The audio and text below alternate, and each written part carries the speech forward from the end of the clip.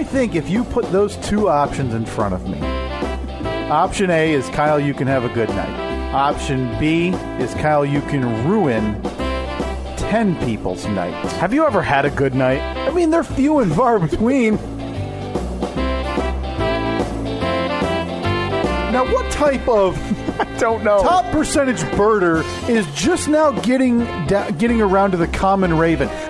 Well, I saw a mallard duck. Am I in the top percentile, Robert?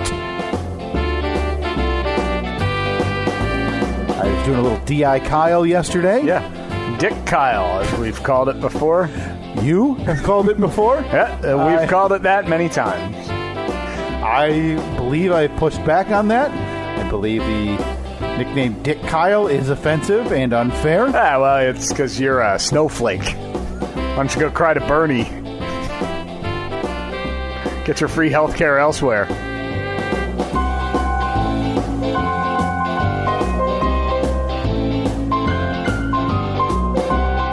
Bleeding heart liberal Kyle. That's how I'd describe you. Really torched me there last week. I think I also made a reference to Mayor Pete. I don't remember. At some point. I did have to do a little bit of chopping just to fit the time-wise there. But, I believe the next line was me just lamenting how much I've been taking it on the chin. Yeah. There for very good reasons. Mm-hmm. Yeah, very valid. Very fair. That's what we do. Whenever there's an attack here on this podcast, it's always very fair and balanced. Just like Fox News, we are. We each get equal time to present our cases. Yeah, it's like a debate. And in this case, the debate we had, and maybe it was because I didn't get enough time, Steve, the debate we had last week. Hey, I mean, you got the same amount of time I did. I just used my time better. Dick Kyle. The debate we had one week ago. Snowflake-loving, or Bernie-loving snowflake. Bernie. Green New Deal. I'm all about making people ride flowers to work. It is Sunday, May 26th, 2019, the year of our Lord. It's the Steve and Kyle podcast. Welcome back. Another lightly planned episode ahead of you. By lightly planned, I haven't even looked at the Jumbotron because, again, it's so horribly placed. It said the same thing for 6 months. Well, speaking of debate, I guess the suspense has been killing me, Steve. Mm-hmm. I'm sure you... to see how this poll went from a week ago. Okay, you're pulling up Twitter, you said? Yeah, I have it open. I'll pull it up on Facebook so we can, of course, compare them because we don't want any vote to go uncounted. Listen, much like tomorrow's America, every vote counts here at the Steve and Kyle podcast. And, of course, you can always find these polls when we do them. We try to put one up every week at Steve and Kyle. That's on all social medias, Instagram, Facebook, Twitter. Find us there. The polls usually go up on Facebook and Twitter because I don't know how to do that with Instagram. I had to text you. It was a month ago. It was not. Listen, I'm 32, and it was not that long ago that I had to tell you that I couldn't post on Instagram because my pictures didn't fit. Oh, yeah, because you had the... There's one button or something. Yeah. You need to hit the crop button. So why wouldn't it just be the default picture, and then you could optionally crop it, or because it's by default? It's yeah, by default it crops it, and because Instagram's big thing is square pictures, man. They're square pictures. If you post anything other than a square picture, you're a square. I'll say, Hobbs. Boy, put that on their marketing campaign. Like they need it. Like Instagram's really struggling. Yeah, nobody's signing up for that these days. Yeah, and the way that they're actually going to bump their membership, square pictures. What was it? Unless you're a square. If you post square pictures, or if you don't post square pictures, you're. How did we forget this? It was 40 seconds ago. I'm 32. Do we have to stop the tape? We have to rewind again? I'm 32, and speaking of that, happy birthday in order for someone on the staff here today. Who is it? Oh, is it Hans in accounting? So it's official, Steve. By the time people are, you know what? We digress. We'll get back to your birthday in a moment. Yeah. We got more important things to talk about. So again, like Instagram square pictures. If you don't post square pictures, you're a square. Something, I don't know. Whole thing's ruined now. So we briefly talked about this last week, and you asked me what would I prefer, or we talked about it. What would I prefer? Because this is talking about you want to become cul-de-sac Steve. You want to become Johnny McFriendly. Steve, talk to everybody. Steve's cul-de-sac movie night. Yep. Still waiting on that design from Philip of you grilling with, again, your Crocs on as two... basically wearing the same stuff that I was wearing in... well, actually, no. Much more kid-friendly. Yeah, we had very specific requests for... Yeah. It was definitely Crocs, though. I know I had a hat with some kind of saying on it and a shirt with some kind of saying on it. Well, you probably at some point are going to have shirts for the event, right? Now, maybe, there's got to be worked in somewhere, whether it's a shirt or an apron that says, like, kiss the cook. Sure. You're absolutely wearing an apron because you're grilling. Yeah. You're now the grill master, as well as Johnny McFriendly. And in this photograph, there's obviously a family, a husband and wife and child walking from across the street. Mm-hmm. And oh, that's right. And dad has like question mark, exclamation mark, number sign coming out of his head. Because like normal people, he's dreading this. Yeah. And he doesn't want to be there. And Mom's you're happy. waving. Mom's really happy, though. Oh, because she's got her box wine. Yeah, she's got a box of Franzia. And she can let her kid off the leash for a couple hours. So he can just run around and tire himself out during Steve's inflatable movie screen movie night. I can't wait for this. And what's playing? Maybe like Back to the Future is playing in the background. Yeah, maybe E.T. Yeah. And all the kids like, got to keep it PC in this neighborhood. Oh, great! They're like the neighborhood vote on the Facebook page you admit you are an admin on was all voted for like the new Fast and the Furious. Yet you decide to bust out the VHS of the Goonies and project a little too risque for this town. It's gonna have to be something starring like Kirk Cameron. Yeah, one of those many where he's a firefighter who loves God, or he's a coach who loves God. Or maybe a shoe salesman who loves God. He was the chef who he's been a loves chef? God. I don't know. Maybe these are all realistic.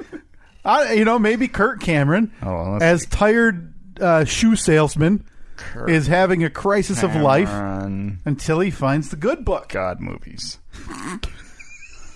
Unstoppable.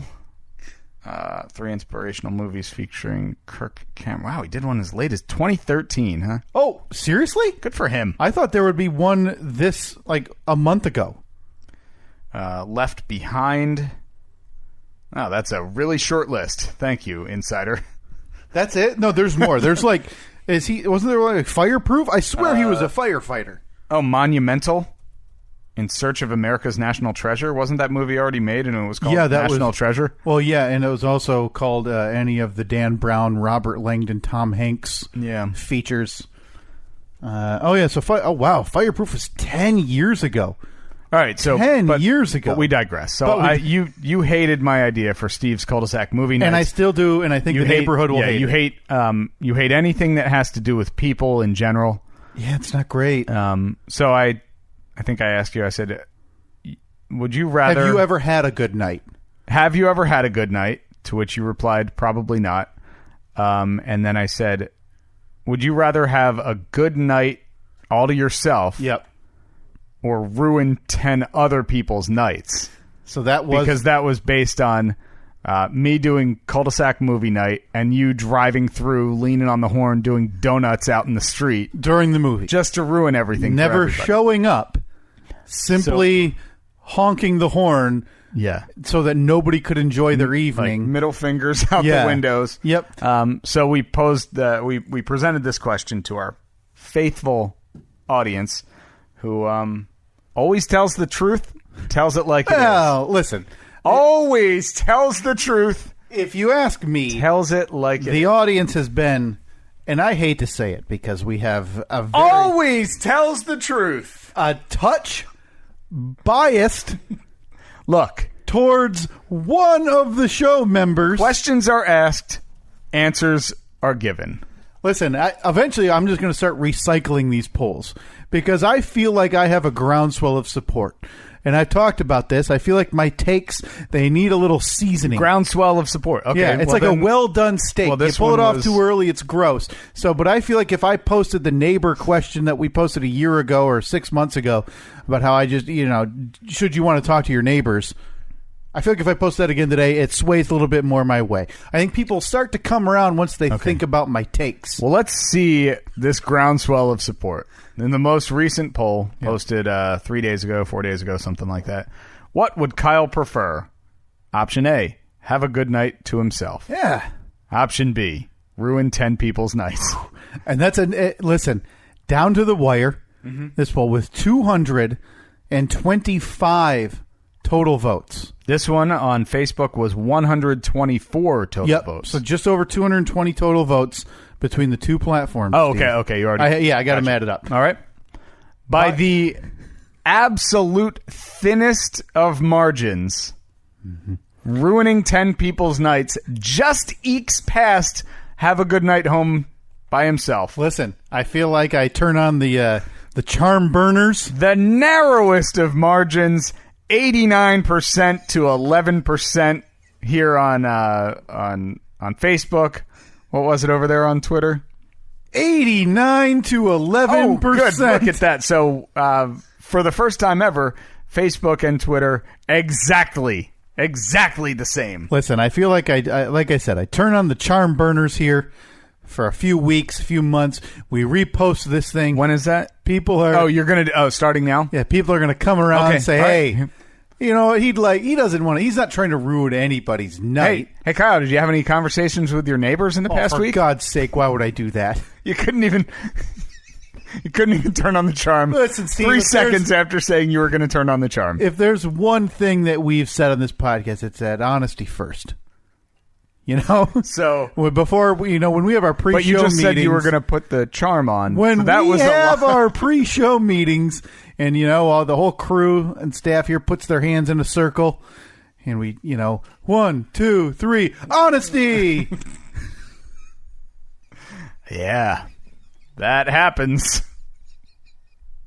every week. Imagine doing a pre-show meeting where you huddle up like that, like a bunch of idiots. We kind of do. We do a lot of like show before the show type stuff here. Yeah. Well, like we did.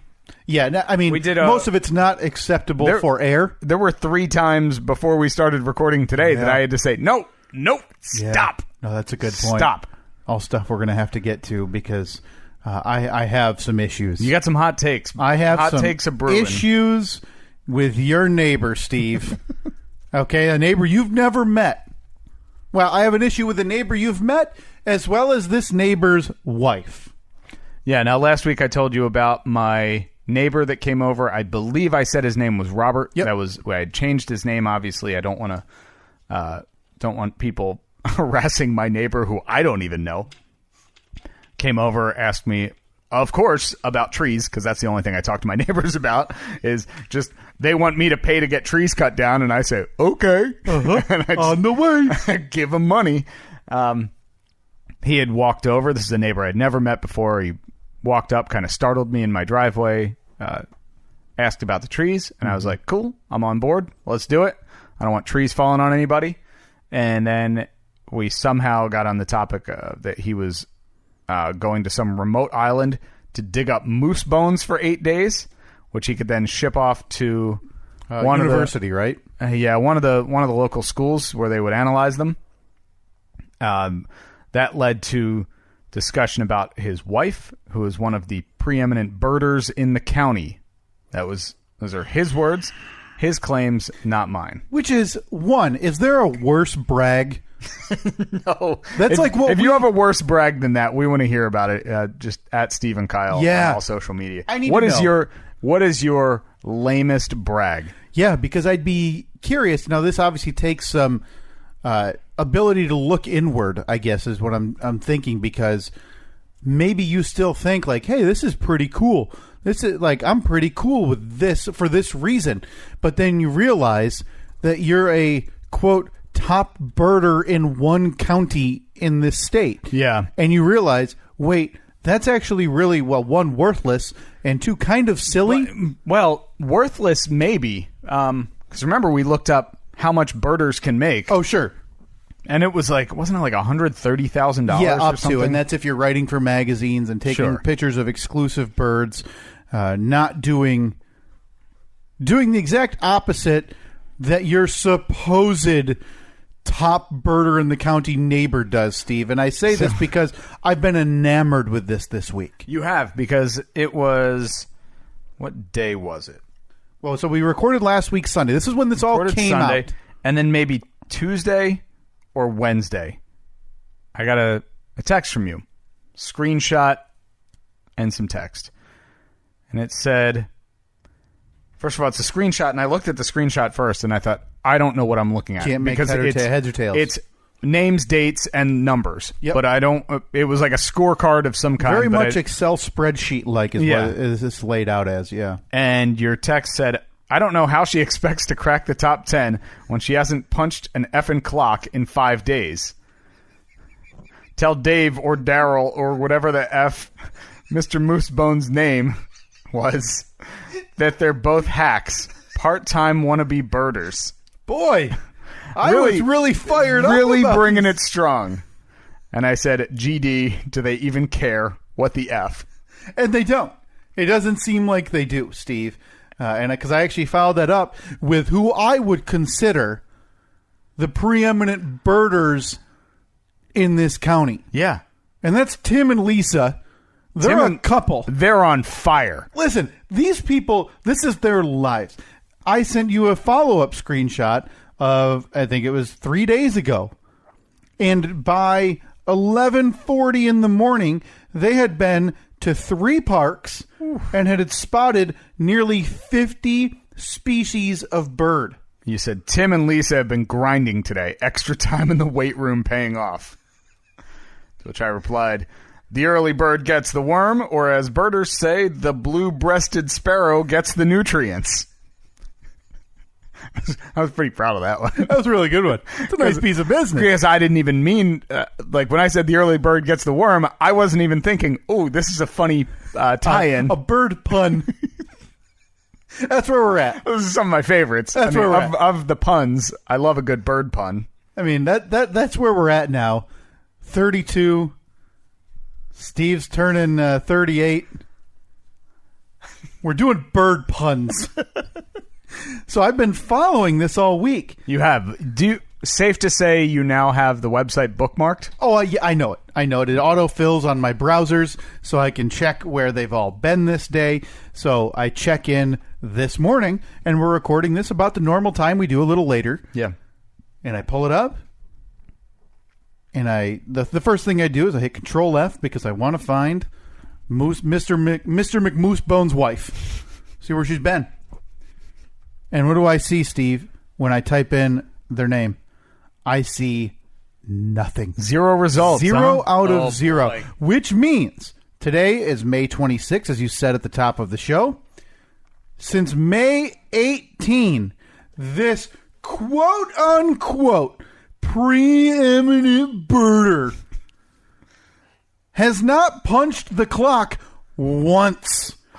So what type of preeminent birder, one, even takes a vacation? Because isn't birding a vacation? Like you're sitting in your backyard or in a park with, again, a really dumb hat and binoculars. And you probably have a notepad. That's it. That's now, here's what I'm thinking.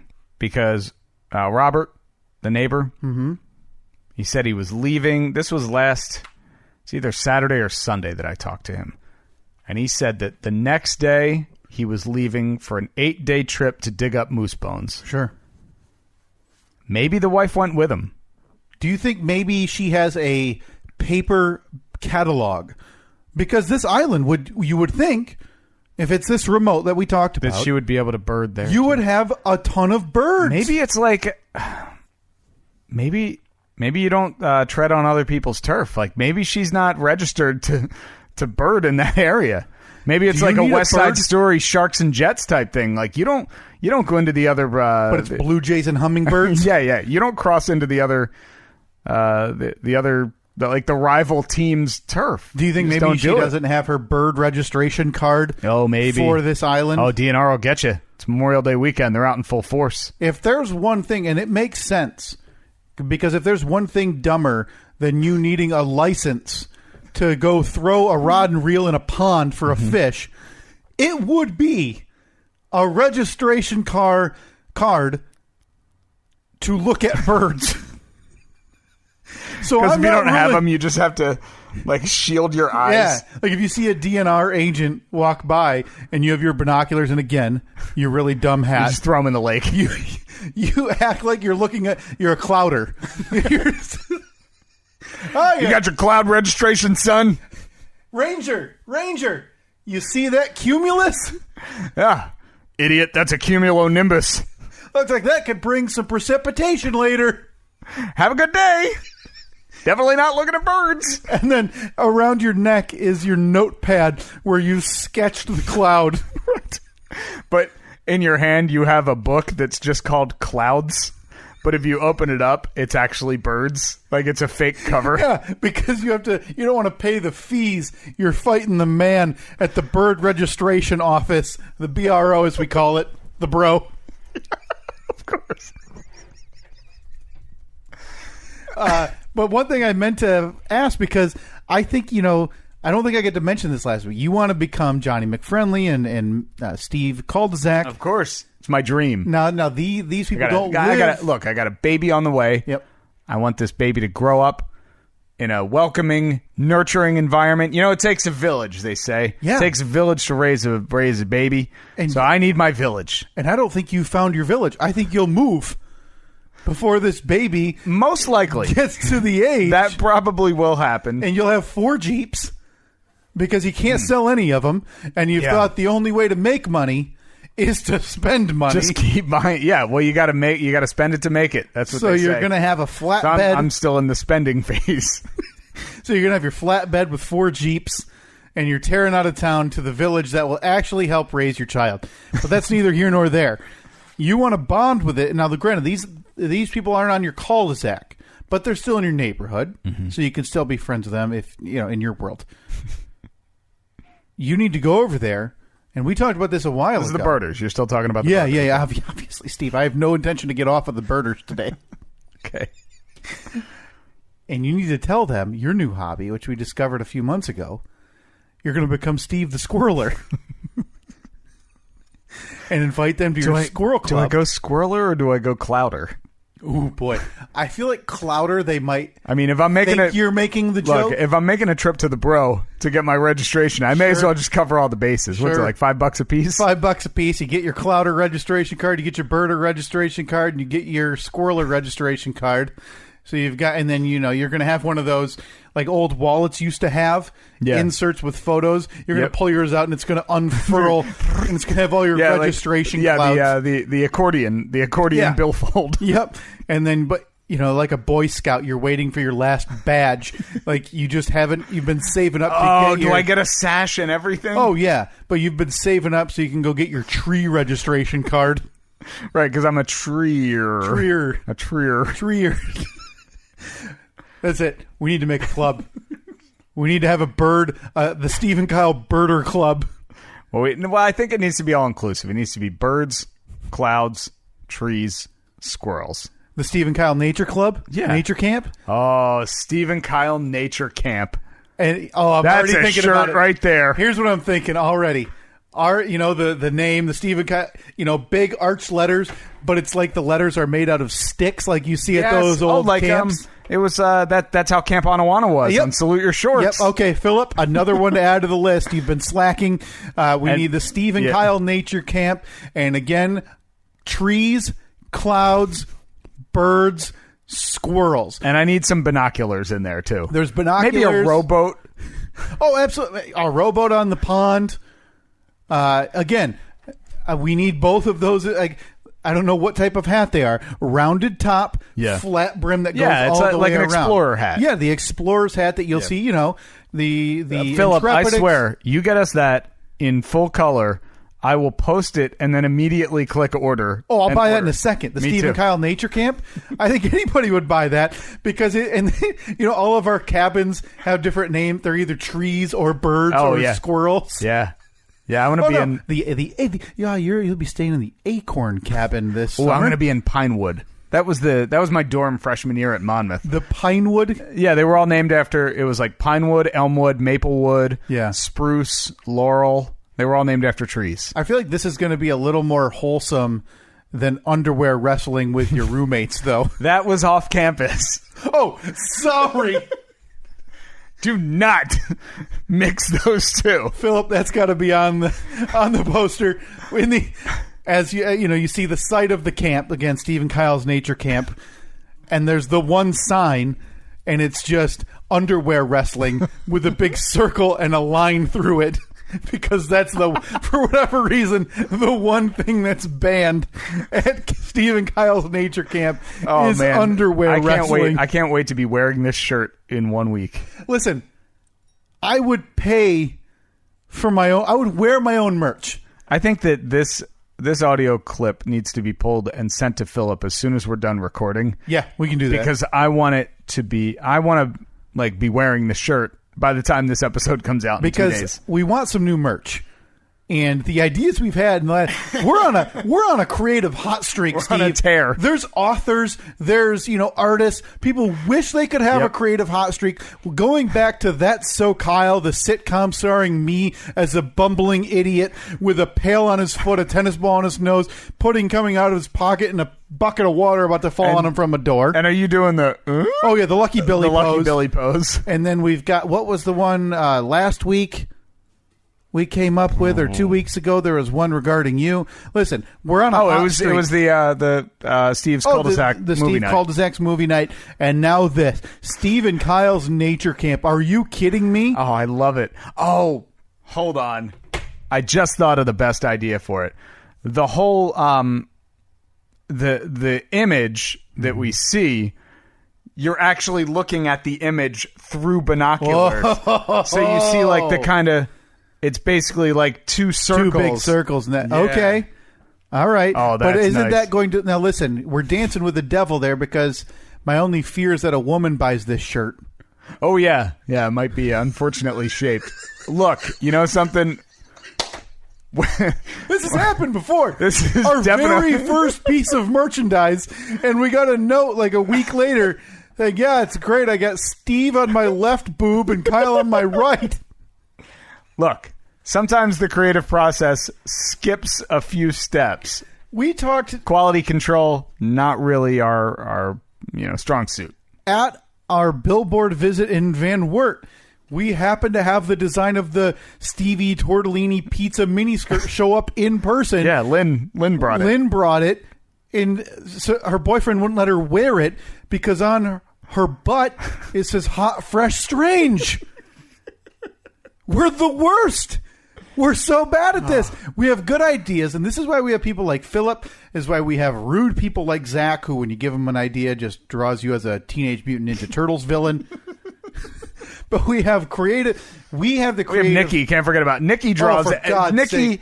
I think Nikki could be like the show cartoonist. It's so beautiful. She's basically the courtroom sketch artist. She draws everything we talk about, and it's always so perfect. But not the one that did, what was it, Tom Brady or a few years ago that got all the negative attention. Yeah. No, she made an animation of Big Boy vroom vroom up the sand hill. Yep. Which, by the way, we have an update on that.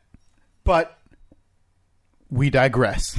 So Steve and Kyle's Nature Camp, to put a pin in that, stay tuned. I'm going to badger Philip nonstop for that design because I want to be wearing it next Sunday or next week whenever we record here live in person, because that is the greatest idea we've had, next to the Limbs for Limbs charity box off. Celebrity charity box off for limbless celebrities. Dogs. Whatever. Oh, no. It's been a while. But I wanted to get back to, but like I said, by the time you're listening to this right now, Steve will be 38 years old. Woof. So as we've talked about, this is official late 30s. Oh, I think I've been late 30s. You think 37 was late 30s? We talked about this. I think it's the line is somewhere in between 36 and 37. I think it's got to be. See, I think 30. So you think 30 to 33? 30, 31, 32 and a half. Oh, you're going 30s. halves, boy. Yeah, and then 32 and a half till 36 and a half is mid, and then the rest of it is late. Yeah, so I've been late 30s for at least a year and a half. I don't think you're giving early 30s enough credit. 32 and a half. Boy, that you want to give it 33? I would say 30 to 33, and then 33 to 30. Yeah, you're right. You kind of have to split it up. Yeah, kind of has to be, because I feel like they should each be equal. So I mean, if you want to be real specific, 30 to 33 and 4 months. Yeah, 30. Yeah. So 30 to 33 in 4 months, and then 33 in 4 months would be 36 and 8 months. Yeah. Okay, so yeah, in that regard, you've been. So you're still early. I'm still early. I've got a year and 1 month. Okay. That I'm in my early 30s. You starting to feel the pressure? Oh my God, I got to do something crazy. Are we going skydiving? Yeah. I can't just go into my mid 30s with a nature camp under my belt. That can't be the highlight of my early 30s. That's on your tombstone. Once you croak, here lies Kyle. He once made a camp for birds and clouds and trees. Hey, nobody's. On the registration form, you've got to check what are you interested in most, and there's the birds, the trees, the clouds and the squirrel. And then, one of those, you're going to end up with the one lonely kid staring at the clouds by himself because nobody else checked that box. Everybody else wants to go see birds. Yeah. Oh, look, I just pulled up the Camp Anawana logo. Oh, that's beautiful. Well, we'll attach that to the threatening email. Actually, it's not as good as I remembered. No, but I'm thinking letter like that, but I want it to look like kind of sticks. Yeah, kind see, like this that. one is what I'm talking Yes, about. that's the winner. Okay, so attach this to the threatening message we're going to send to Philip in about 1 hour. Yeah. And hopefully we can have that designed ASAP. What happens if I just type in log font? Oh, look, look at that. There already is one. Philip, you're fired. Wait. Send the artwork. We'll do the rest. Philip, it looks like Log Cabin Fonts is the one that you need to use. That's exactly what we're thinking. That's so perfect. Oh, man. Beautiful. All right. But we digress. Yes, I'm in my late 30s, staring down the barrel at early 40s. Oh.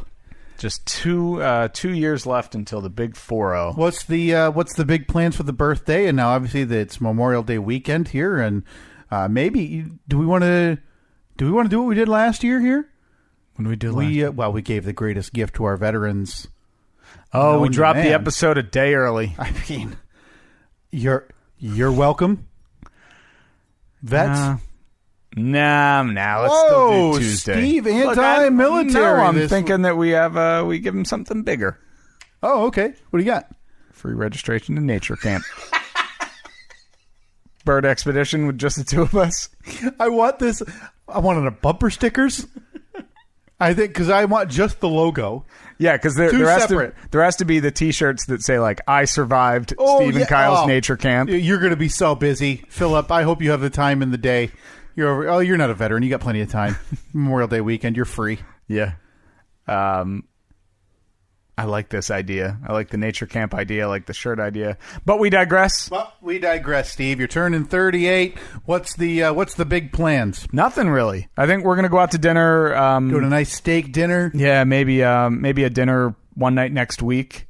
We're going registering for baby stuff today. Oh no. That's like the present I never wanted. But you didn't enjoy wedding registry either. Hated it. Now, why is that? Because you've said this before, though, and you've said it on this podcast that you just simply don't like asking for things and gifts. Right? I don't like receiving gifts. Right. To me, it's one of the most awkward experiences ever. I hate when somebody hands me a gift and then I have to open it in front of them. Mm-hmm. It makes me very uncomfortable. I know that it's a me issue. Sure. But yeah, it's just really weird to me, and I don't like it. But in this regard, that's kind of removed because you're not opening it in front of them. True. You're just loading it in the car. The major issue. Oh no, I'm sorry. I don't know why I was just thinking of your wedding. Well, I won't be opening. Annette will be. I won't be opening it.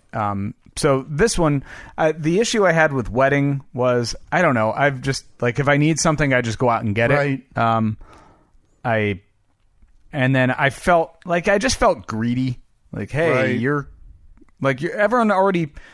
If you're going to a wedding, you're already paying a lot of money, whether it's like to buy a suit or a dress or get stuff dry clean, babysitter, travel. So I don't know. Like, I don't feel like you should have to buy me something. See, I love it though. I love buying gifts. Like that's one of I my do. favorite things. That's the weird thing Right. is the pendulum swings back the other way, and I enjoy giving gifts. Yeah. So with the wedding, it was just uncomfortable because I'm like, I mean, before Annette and I met, I had my own house.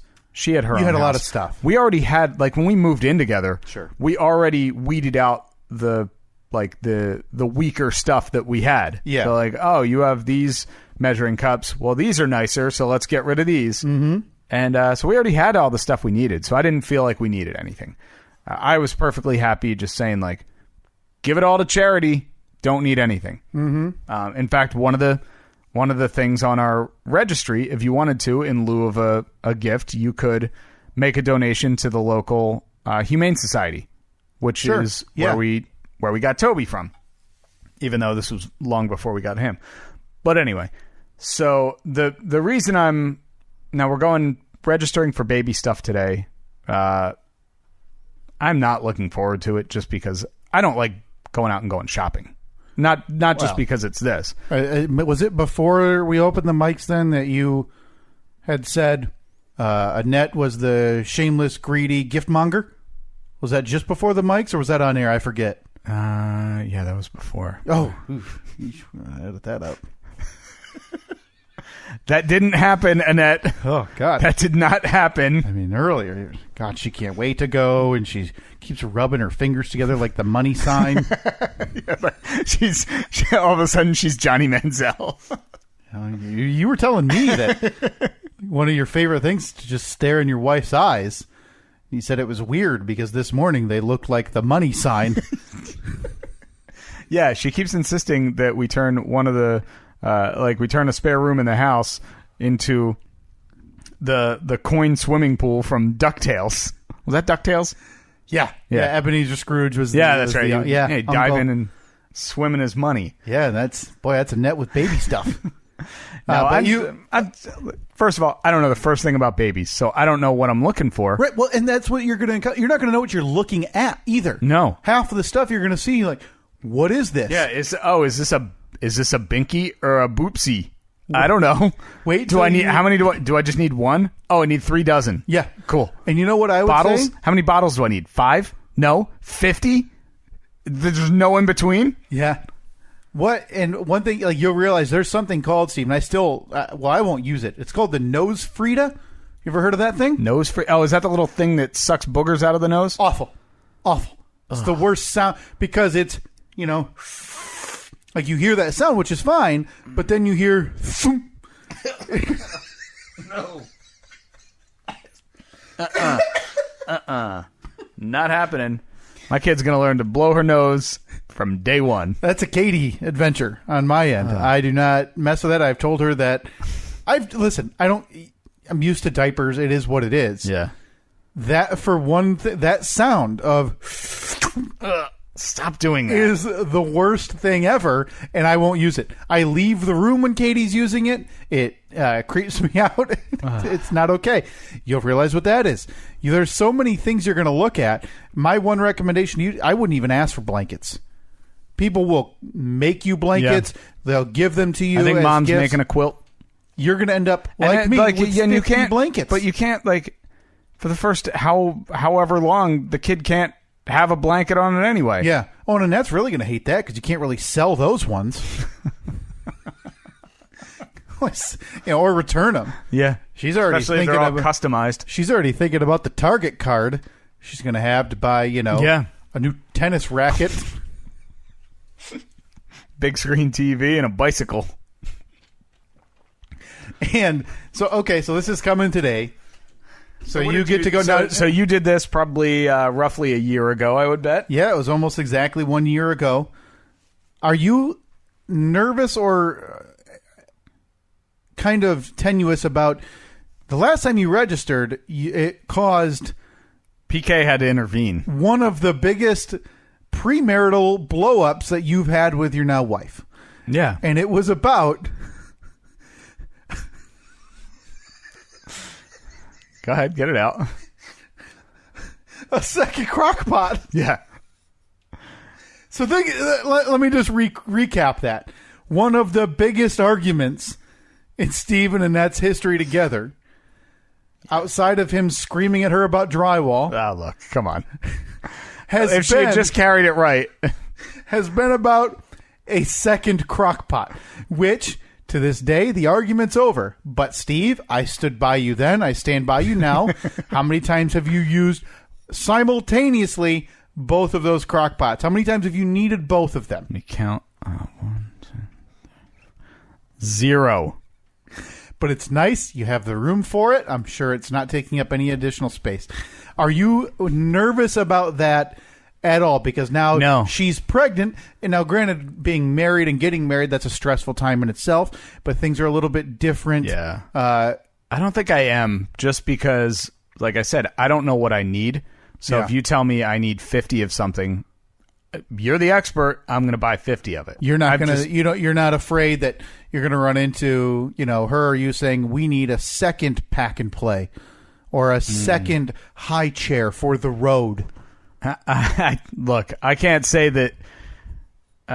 I can't say that I'm not going to question some stuff. Sure, there are definitely going to be times where I'm going to be like, "You sure about that?" Like, yeah. Now, luckily, her Annette's sister she talked to her the other day.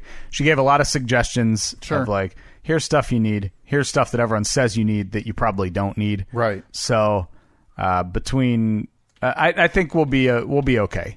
And my whole standpoint is like, if the baby gets here and we realize we need something, just go out and buy it. Sure. Order it. It'll be here in 2 days on Amazon, or I can go pick it up at Target or Buy Baby or wherever. So now I'm not super stressed because I know that we're not going to need everything day one. Now you're itching. I've seen you. I come in, your eyes are wandering. Sometimes your fingers are just moving and you don't even realize it. You don't have any project right now, Steve. You've got your shed up. Shed has been delivered. I got to build a little ramp for it to get the mower in there, but that's easy. That's a couple hour project. Yeah. Are you going to end up building crib? Not a chance. Changing table. Do you think I'm going to go Ron Swanson and it's whittle it? Difficult. I mean, I think you could do. That's a pretty simple project, right? Just build a plywood box. Yeah, and then you buy a mattress for it anyway. And so as long as you build it to the right size, and I'm sure you'd have latches and handles and things that you could convert it into a race car bed. I'm sure it would be completely, up to standards. So you have not thought about doing that? Not a chance. Really? Nope. Why not? No. You afraid to get it wrong, or? I have no desire to do that. That's surprising. When I can go to a store and just find one that looks good and it's already done. Like probably a little assembly required. Huh. No, no chance. I'm not saying I won't do some little project like, I don't know, some little thing to put up on the wall or like a little table or whatever, but no. Okay. No chance of me doing a crib. Okay, so you're going to be registering for the big items. Your crib. Yeah. Your changing table. I think we might just be buying we'll probably just buy the bigger, like the dresser with the changing table type deal on top of it. And you should remember this from when you're married. A little tip: put it on your registry at least, because then when you go back, if you don't get it for a gift, which you might not, you get percentage off of it anyway. Yeah. So it makes sense to at least throw it on the registry anyway, so you get a few bucks off, Steve. Yeah, it's weird though because the shower is going to be 5 or 6 weeks before the baby is due. Yeah, less than a little over like 2.5 months. So even though I know I could go out and buy I don't need the crib until the baby is physically in this house. Right. So I could go out and buy a crib the day before. No problem. Why are you talking stupid, Steve? I've known you for about 9 years now. There's no chance you're waiting 1 day before, 1 week before. I'm actually stunned you're going to allow this shower to take place 6 weeks before you have a room filled with what you need. Well, that's what I'm saying. Like in my head, I think, I got plenty of time because I don't need it here until the baby is physically here. Sure. But there's this weird clock ticking in my head, and I'm like, why don't we have a dresser yet? Yep. Well, we don't need a dresser yet. So of course we should put it on the registry because then there's a good chance that somebody could get it for us. Right. But in my head, I'm like, oh no, but that's August. I can't wait. Until August. 6 weeks. It's just an empty room for the what next if the 2.5 baby months? comes 10 weeks early? You never know. Things happen. Oh, we need to build a dresser.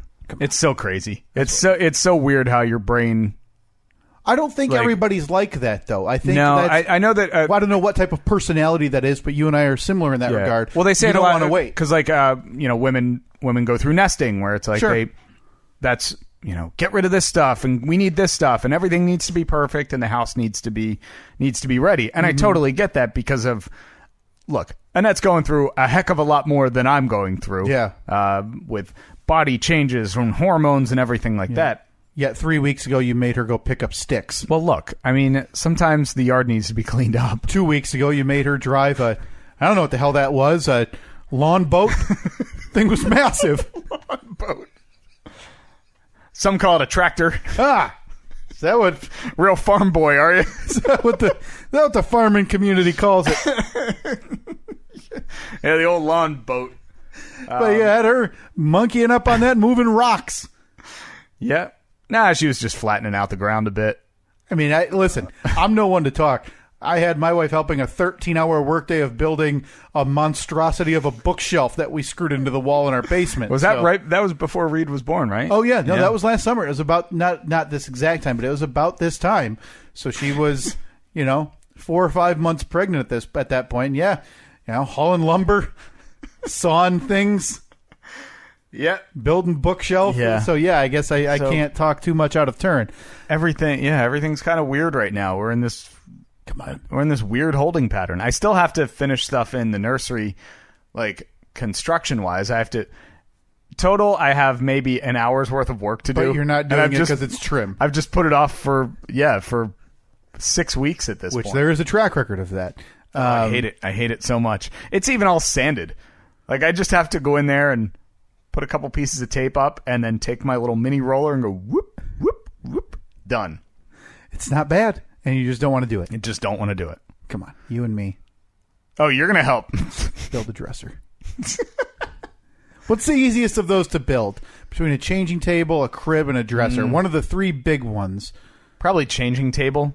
Yeah, because dresser, you have to have it right, and you got to build the It's got moving parts. Yeah, it's got drawers. Never good. But changing table, it's basically just a stationary object with a couple of sides on it. Yeah, a couple of sides, and you build some shelves underneath to store stuff. Okay.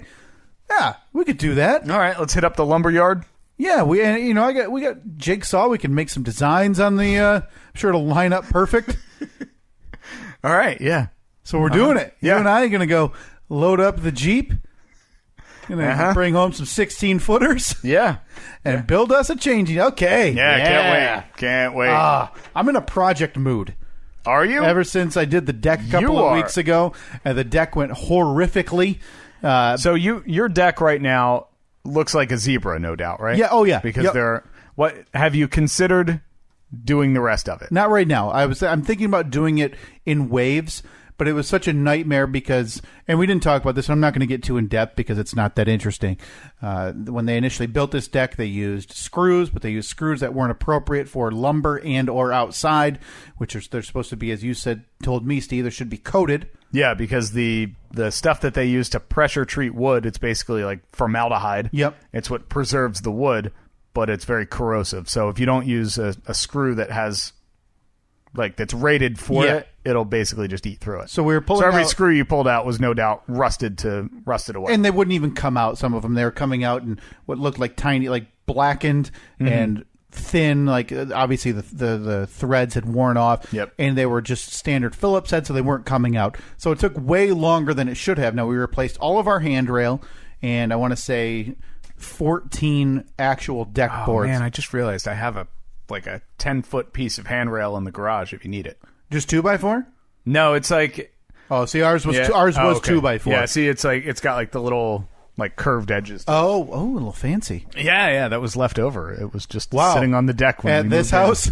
Yeah, I'm stunned. You found something that didn't seem to fit. But yeah, we so that was completed, but it took about 7 hours, and it was in between me and my dad. My brother showed up, and then my father-in-law showed up. So it wasn't like it was just a one-man job all day, which that'd be fine. If I could do that myself, all day, then that would have been fine. But it didn't. It was a multi-person, multi-hour job. So the idea of doing the rest of it sounds just awful. Yeah, not the best. Awful. So in some of them, I think the wood had kind of shrunk or they didn't use the correct size. Some of them we were hands cutting like pieces of the lumber off to fit it because it wouldn't fit in the gap that we needed. So I was, just to get the old lumber out, I was using pry bars, which is just with old wood, it was just crumbling. And then you have to either pound this. Listen, it was awful. It took way too long to do that portion. So I was thinking, maybe at the end of the, maybe this fall I'll buy 2 to 4 more of 12-foot boards, and I can do these 4. And in the spring I'll do 1 of these, 2 of these. See, I think you got to knock it all out, or else I'm not doing it. It's all going to be different colors. Oh, that's fine. It's going to fade at different rates. Yeah, there's a chance I may hire out a stain or a company that'll seal it up type of thing so that the wood that's bad, if there's really bad wood, and I replaced most of the really bad wood. That was the point of this. I picked out the ones I walked on that were, real long splits. You could tell were kind of wobbly. Yeah, little bounce to them. So that's done. So I don't care that it looks different. It's looked bad for a couple of years anyway. The year we moved in or the year after we moved in, we stained it, but we didn't use stain. We used what was advertised as kind of the deck restore type stuff, or save it type of stuff. And it failed so miserably that there was a class action lawsuit that we got money from because you make bank off of that. We made a couple $100. Did you really? Yeah. That stuff was that expensive? Like it cost that much? We paid $110 for what we needed stain. And you got more back than what you paid? Oh yeah. Wow. Yeah, but that was from the company. The only reason I accepted it from the company was because they said if you accept it, sign here. And signing here said by accepting this payout, you can't get additional. Yeah, because I sent pictures and they tried to make it as difficult as humanly possible, right? So I was sending pictures of the deck before, the deck after, close-ups, this, that, the cans, all receipts, and they want everything because nobody's ever going to have. They're looking at those pictures to just find the one thing. Yep. Like, oh, it looks like it's raining in that picture. We don't recommend that it's applied in the rain. You don't get your money. Oh, we did it to the T, though. Yeah. Not power wash, but bought deck cleaner the day before. Yep. Cleaned it, let it sit for 20, 24 hours before we started the project. It was like 78 degrees that day. Couldn't have been more perfect. It worked out perfect, and the stuff just flaked and it peeled, and now there's just peels of all of it everywhere. I've just given up. I don't care. I'm going to let it peel off. I might pay to have it done next spring properly, but come on, we can replace the rest of these boards. How many more boards you got? Listen, you've seen my deck, right? How it wraps around the house. It's weird. I'm having trouble picturing how big your square footage is impossible to estimate just because you have the main deck that you walk out on, but it also wraps around the side of the house to the back of the garage. Does it really? It goes all the way around there? Yeah, because I have steps from the back of the garage down to the yard, but I can also take that to the back of the deck. Fancy, I mean. Yeah. Pretty nice. Nice digs not you got the there. Steve Estate or Steve Manor here. Yeah, I mean, you don't have a bellhop or a series of gates to go through. I mean, Wilford the guard. When you want to pull into the cul-de-sac, I don't quite have that, but no, it's on the list to eventually be done. But I'm in no rush. Come on. Whole thing. It's a long Memorial Day weekend. We finish up right now. Yep. Head right to the store. Okay. Buy all the lumber they got. It is raining. That's okay. Okay. They recommend working in the rain. The Lumber Association or OSHA. Oh, wow. Boy, they've really loosened up their regulations. Okay. You think we can fit some 16-footers out of the Jeep? Yeah, no problem. Because they're not fitting in my Fusion. Did you consider doing the plastic boards? Oh, I'd love to, but I would have had to do the entire deck. Do you have any idea how much they are? It's crazy because expensive. we were walking through. We had to pick up something from one of the big box stores the other day, and we were walking through the store, and we passed down the aisle that has all of deck boards and everything. Yeah. And as we're walking by, we thought, oh, it'd be great to redo the deck one day and do the nice composite decking. And then I looked, one piece of it is $40. It's stupid. Granted, I think it's a 16-footer. Yeah. But one piece, $40. How do you cut thousands and thousands of dollars? Can you just use a regular saw with that? Wow. $40. I will say this. I wouldn't be able to. Oh, I'd be so uncomfortable just buying one of them, knowing like, oh God, one? This is $40? Yeah. Well, the problem with my deck, and the reason I don't want to do any more right now, is my dad and I were cutting some of the handrail. You know, we had the miter saw, so you can angle it, right? Yeah. I go 45, so we cut it down to a 45. Nah, they did 40s. A little non-traditional. We were doing, I bought a bunch of 12-foot boards for the main deck, and one of the piece I actually needed was 12 foot 4 inches. All right. I needed some 16s. I bought 16 footers, 14 footers, 12 footers, 8 footers. It was stupid. It was just dumb. And the angles are all wrong. None of the wood fit. It's, to go along with the rest of this house, the dumbest thing ever created. Yeah. We bought stupid houses, you and I. Really? We did. Everything here was done wrong. Let alone, not even taking into account the trash pit they left you out back. Yeah, I got a freaking landfill out there. I mean, you've seen it firsthand. I mean, and you talk about it, but you've seen it at my house with the gas fitting on the dishwasher. That's a water pipe and all just stupid stuff. And every time my dog comes inside, he carries in a shingle that he found out in the yard. And that's not a lie. You start saving those. And we start the one red paperclip game, but with shingles. And that whole game, remind me, takes place in my backyard? Yeah, we're still opening up the Steve junk pile to all you treasure hunters. God. Again, you pay your registration fee. You get 30 minutes inside the roped off area. Take what you can find. Yeah. All right, so I sent you a text earlier in the week that you promptly ignored. Oh, yeah. Hang on. I'm sorry. What text? And then it wasn't until further prompting that I said, I noticed you didn't respond excitedly to my text. And that was when I sent you a text saying, Big Boy Vroom Vroom the weekend after next. So that would have been not this weekend. Then I sent you another text, which you replied to. And then I replied saying, strange, I didn't see your reply about Big Boy Vroom Vroom. Listen, man, I'm a busy And then we guy. got into the whole birding debacle, which, understandably, your mind was focused elsewhere. It's fascinated me all week, Steve. So I'm sorry that your idea to go Big Boy Vroom Vroom up the sandhill fell by the wayside. So yeah, you mentioned that. So 1 week from now, I don't know if it's going to be Saturday or Sunday. Sure. Which day would work better for you? Oh, let me. So we got Saturday, June 1st or Sunday, June 2nd. Well, I'll say Sunday, June 2nd is an absolute no-go for me. Sunday, June 2nd is a no-go. Okay, so Saturday, June 1st. What you're saying is... Boy, you're not going to believe Big this. Boy Vroom Vroom up the sandhill. I've got my nephew's baseball game at 10. What's that, about an hour-long game? Hour and a half. Hour and a half game. So you're done by 11:30? You're also not going to believe this. I can pick you up. I'll pick you up at the ball field. I've probably got to do something for whoever a Mark and Mandy's baby shower is at 4:30. I don't know. Feel as though I don't know those people, but I'm guessing I'm involved. Feel as though you're my mother-in-law and father-in-law in Virginia. That's day 4.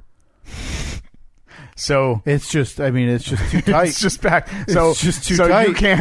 You can't do anything because someone else is on vacation. Man, I don't make the schedule. I'm just telling you what I'm seeing on my calendar. Okay. So you see. Listen. And what was that? What was Sunday? Few by the and way, far between availability.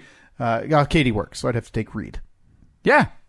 Baby's first vroom vroom. Oh, we're going to strap the car seat into the back, and I'll have to tell you to stop midway up a hill because he needs to eat, and then ask you where the nearest place I can warm up his breast milk is on a sand hill. We're going to be on a sand dune, so just bring a magnifying glass, and I'll throw it on the engine block. We'll no doubt be overheated and or out of oil, sure, and or missing a tire by that point. Yeah. So I showed up here this morning after you asked. Mm-hmm. And I walked in, and first thing I said was, I asked Annette, "You're not, you going Big Boy Vroom Vroom next week?" And before I even finished the question, she was shaking her head vigorously. No. Yeah, she's not a big fan of the Big Boy Vroom Vroom, and so she's not in. She enjoys riding in the Jeep. She likes, especially in the summer, when the top is off, the doors are off. But Once one wheel goes off-road, she's out.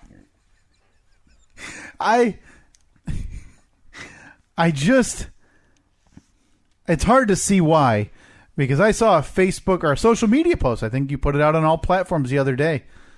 I don't know, what are you replacing tires now or something? I'm surprised you didn't notice it. The Jeep is sitting in the driveway. You didn't notice any difference. It was last week, did you? too. I didn't know. Why would I notice the difference? It's the same silver Jeep. Yeah, but it's got a 2.5-inch lift and 33-inch tires now. God's sake. What's the standard size tire? Probably a 29. Whoa. Half 30 4 maybe. inches bigger, huh? Yeah. That's no joke. So you got new tires. Yeah. Put them on. What is that for? What is the reason behind that? Big boy vroom vroom. Oh, that's makes it a little more agile off road. Okay. And I saw so you posted the picture of tires or whatever. And the first comment was like, "You going to Jeep Rescue Fest at the Big Dune this weekend?" That would be Jeep Invasion. Oh, I'm sorry. I didn't. It was dumber than I thought. Shockingly, somehow it managed to be stupider. So, the big Jeep invasions this week. So what? What are you guys gonna all wave at each other and muscle out the dune buggies?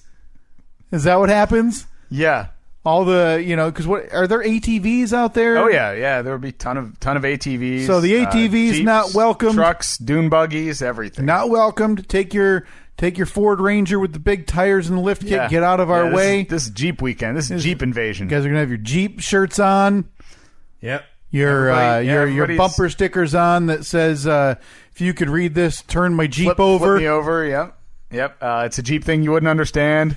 Life is good. You're going to have your big orange flag sticking out the top. I got my flag ready to go. Now, do you have dune gear? Like, are you wearing your Jeep racing gear? like a fire suit? You got like knee I'm a pads, NASCAR driver? knee pads and a helmet? Yep. Do you have to wear a helmet? No, there's no helmet necessary? No helmet's required. No, I think I've asked you this before. Has there been a time, because you've done this, how many times have you done this on the dunes with a Jeep? Oh, with the current one, none. But with Jeeps, with just past cars vehicles, in general, half a dozen. Can you estimate, kind of putting you on the spot, how many times you yourself have been actually worried? Like just even fleeting moments, a few seconds where you're like, either I'm not going to make it, or hey, there's a 1 to 2 less tires on the ground. A handful, but usually it's because of something that somebody else did. Like like the guys on the ATVs are a little more, I don't want to say reckless, but reckless because they're sitting on a little tiny vehicle that gets up a hill much faster because it weighs like a couple 100 pounds as opposed to a couple of tons. So they fly up that hill and then launch off the top of it. So it's not out of the ordinary. Horrifying to be sitting there and then like an ATV flies over your head. But that scares me. The fact that because that's the one thing I've taken solace in. Like when, my brother used to go off-roading with his old trucks with friends and I'd go with, and I'd be okay as long as they were okay. Cause I don't know, what's bad and what's not bad. I just know, hey, that's probably a deep mud pit. Yeah. I mean, as long as you got 4 wheels on the ground, good. Less than 4 wheels are on the ground, bad. But what if those 4, can the 4 wheels get, buried under? Sure. Yeah. Okay. Yeah, and you got to be pulled out. Now, that picture that you saw that I posted, that you referred to as, I don't know, the tires or something, I also posted that on the local Jeep, Jeep Facebook group. God, you're part of the Jeep. Why am I surprised? Many Facebook groups I'm a part of. So I posted that on there, and just I forgot what I said, but Cody replied. Oh, because, let's see. Yeah, I replied, here we go. Who's helping? Yeah. Meaning like, come on, everybody. Come build a Jeep. Yeah. So Cody replied, Kyle could help. He'd make a terrible tool gopher. What? So, well, first of all, even in the Jeep world, your lack of knowledge of tools and anything mechanical has permeated. Just remarkably rude. Absolutely remarkably rude to insinuate that. I know tool sizes. I would make an average tool gopher, I'll have you know. Now, you bought these tires. Did you... They were already on the rims, though, and everything. You didn't have to do that part, right? No. Because that needs special tools and everything. Yeah, the place that I got them from, it was a package deal. So what time is departure for Big Boy Vroom Vroom next week? I don't know. It's probably going to be early morning. It's an hour up. Yeah, hour up. You spend, 6-8 hours on the dunes? No, a couple hours. Before you're kind of tired of it? Yeah. Because how much, there's only so much you can what do. is there? You go up a few hills, which is fun. I'm sure it's hey, more for the camaraderie. Cool. Hang out with the fellas.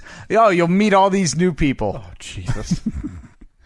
And again, I've told you if I go and I realize I'm kind of like Annette and it's like, I don't really love this. I just go hang out at the beach, which is nearby at with the all lake. The girls. Yeah. Me, you'd see me on the banana floaty. You and the ladies on the fun island drinking Mai Tais. Drinking a football daiquiri I've described before.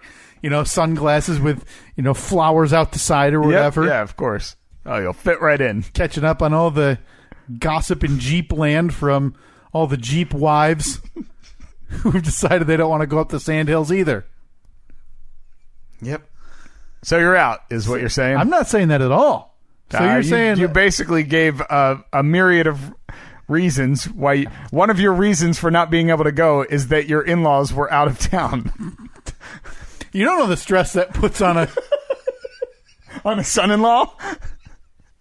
Oh, God, I'm already stressed just thinking about it. Sweating right now. Mm-hmm. So, I'll check with the wife. I thought you had the baseball game. Oh, God. Any reason to get away from that? So love my nephews to death. Now this is all... I think that it's going to be Saturday. Got to talk to some of the other Jeep guys. See what their plan is. Do you got a Jeep chat, a Jeep group text, or is this just on the Facebook pages? Nah, just on the Facebook. Can I get in on that? No. Certain? Is that a closed group? You'd have to join the group, and I'm not going to tell you what the Jeep group is called. Oh, I think it pops up. I think it pops up on my Facebook that you've posted because I saw that post about who's helping. But that post was because I posted that on Instagram, which automatically shares to my Facebook page. I've seen it. I just have never clicked. Yeah, because for whatever reason, Facebook, they all use algorithms it thinks now. That you want to be involved. Yeah, so it sees that you... Obviously, Facebook does not listen to this podcast. Oh, God. For as much oversight as, they have, they're really missing the boat on how much I don't care about Jeeps. I think we have time, Steve. So, okay, if it's Saturday, I think I could probably do this. Okay. If you're telling me it's not, 12-hour day, because, and honestly, I don't care how stupid it sounds. Oh, we can go to the Whippy Dip and everything. Get some ice cream. What is this, Pleasantville? Stick your face in the little ice cream cone, get your picture taken. Come on. As stupid as this sounds, my wife only has, 1.5 weekends off a month. The next weekend is the half that she has off. Okay. So she has Saturday off and she works Sunday. So the idea of it being, leave at 7, not home till 7, that's the part for me. It's like, I don't love that. Leave at like 9. But I also don't like the idea of, telling you like, hey, I got to go. Let's, let's hit the road. Yeah, I mean, if you're really having fun going. When Jeep stuff... up the sandhill, I don't want to be the guy who in the passenger seat's going, hey, Steve, tapping my watch. Tick-tock. Like, I got to be home by noon. Now, okay, say the weather is beautiful that day. You comfortable with doors off for the whole ride there? Listen, if it means less talk about the Jeep, then yes. You going to come over and help me take the doors and the roof off? Isn't it just a button? So you think that I pull in the garage, I hit a button, and all the doors fly off? But like, so you go to the driver's side door, and there's, like one button you push down while you lift up. They got to unplug something, take off a couple bolts. Practical vehicle ever. So stupid. Who would buy one of these? A waste of money. Wonder nobody's even bought that piece of garbage you're trying to pawn off. The piece of garbage is in my garage currently. That's why I'm parked out in the driveway. I was just going to ask. I think we have time for a quick update. I'd be curious. It'll be June by the time we record next week. Fast 5, 1, 2, 3, 4, 5, 5, 4, 3, 2, 1. That's your weekly calendar update. It will be June. You are correct. No, it's getting prettied up. After I'm done recording this episode, the wheels and tires that were on my Jeep, 2 of them are currently on the new Jeep. I was putting them on right before you showed up. So the other 2 will be swapped on. The Jeep will be driven. Is it still raining? If it is, I'm probably not going to worry too much about cleaning it up. Right. But it's going to be when we're on our way to go to register for baby stuff, and that's going to follow me. We're going to drop it off, leave it in one parking lot for a couple of hours for sale signs on it. Very high trafficked area, and that will actually be the most effort that we've put into trying to sell this vehicle. So you're now sinking. Now, was this new tire purchase in mind with using your old tires for the Jeep for sale? That's not why I did it.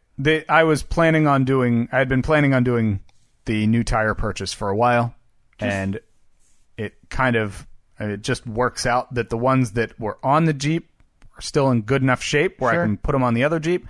Makes it look a lot better.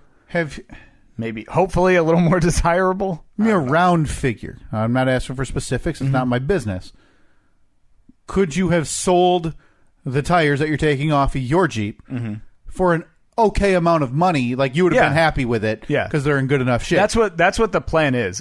Here's the thing. The ones that I'm swapping onto the black Jeep, the for sale Jeep, it's a more desirable look and tire. It's an upgrade. They're nicer tires. They're nicer wheels. So my hope is that we put them on there. It attracts some attention. Maybe somebody is more likely to buy it. If it doesn't, I can still take those wheels and sell them for a decent amount of money. But you could still even take the wheels off of the black Jeep now and sell those, right? Yeah, I think so. Not for as much, but it would. I mean, because you're sacrificing a little bit more money. Yeah, basically what I'll do is I will sell those wheels and tires to myself. Right. And so when we say I put those wheels on the black Jeep and then it sells with those wheels on it, I will just get a little bit more of the profit. Okay, so you've decided you figured out the cut. Yeah, we already have it all figured out. Figured out the cut of no profits you're going to make. Yes. But the wheels and tires they're the bargaining chip. So if somebody comes in and lowballs us, we'll say, all right, well, we'll sell it, but you're not getting that wheel and tire combination. You're getting the older one. So it's been nearly a calendar year since you bought the Jeep. Yeah, I got to look back at what the date of purchase. I remember you said it was June. That's all I know. I think it was late June, early July. Which means, as we talked about, your very first carryover expense is coming up.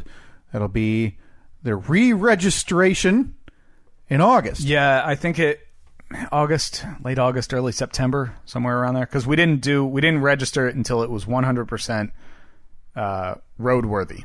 So let's give the listening audience just a full update of where we stand. How many bites in the last? Let me tell you, if you want to buy a vehicle, I got the vehicle for you. We haven't talked about this in more than a month. It is a 2015 Jeep Wrangler Unlimited. That's the 4-door model, folks. It's a sport model. Whoa. Yeah. Now I'm looking at the posting right now on Facebook Marketplace. I'm envisioning it's been up there for a while. It should be a couple hundred likes. Oh, it's still up there. I didn't even. Well, I was on your profile. Looking to see if I could sneak into the Jeep group. And Any success? And I see you have the posting there. It's on the marketplace. Oh, okay. Now, is it kind of swim? Now, if I make a post, like if I comment, will that bump it? Maybe. Let me help okay. Let me help my friends. Can I? Let me figure out how to do it first, because this isn't a standard. So you're going to type exactly what I say, right? Just like a couple weeks ago when you helped me give away that bird bath. I'm now helping you help me. Yeah, let me see if I can pull up the... Boy, it's not letting me pull up the actual post right now. It's just showing me it on your profile, and it only allows me to send you a message. And I don't want to do that. You're right here. No. Yeah. I don't have to do that. Well, that's all right, folks, because I'm going to tell you a little bit about this 2015 Jeep Wrangler Sport Unlimited. That's a JKU for those out there that are familiar with the Jeep world. It's a Southern vehicle, no rust whatsoever. None, you say? Not even a drop. Wow. It's never seen a Michigan winter. I mean, technically it has, but it was in a garage for that entire Michigan winter. No frame or flood damage, 36,500 miles. It's got the 3.6-liter V6 4x4. Obviously, I mean, who's buying a two-wheel drive Jeep? You know what I mean? Know what I mean?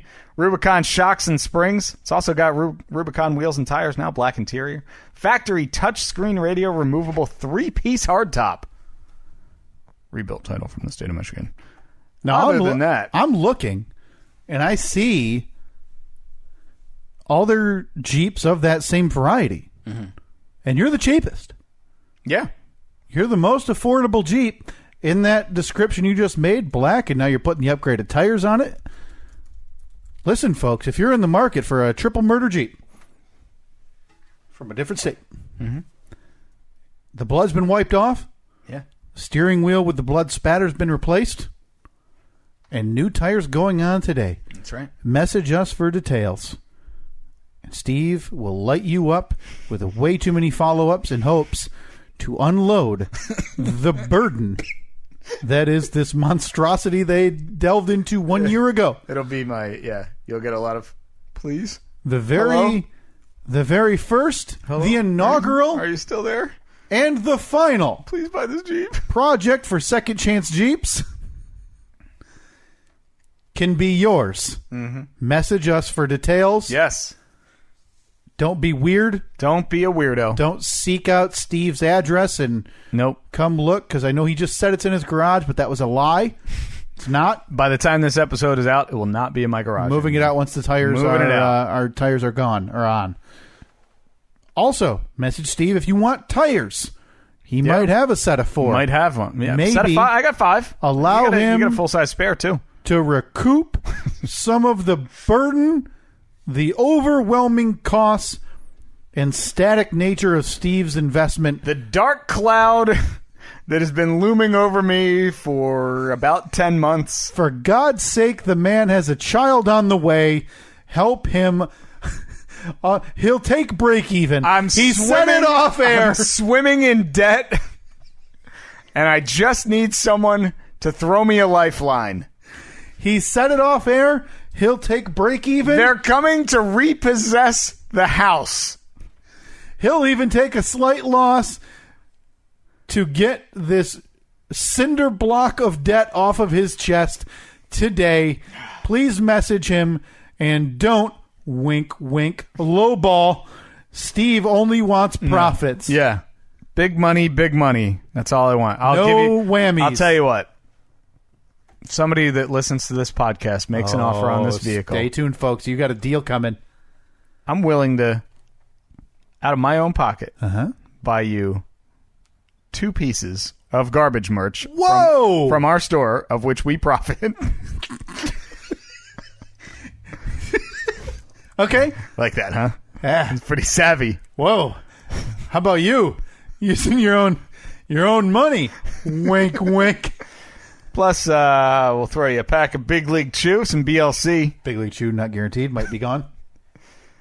And at least 3 packs of candy, because they are no longer called candy cigarettes. Yeah. King's Just candy. Just candy. You want Lucky? You want some Lucky Lights or some Roundups?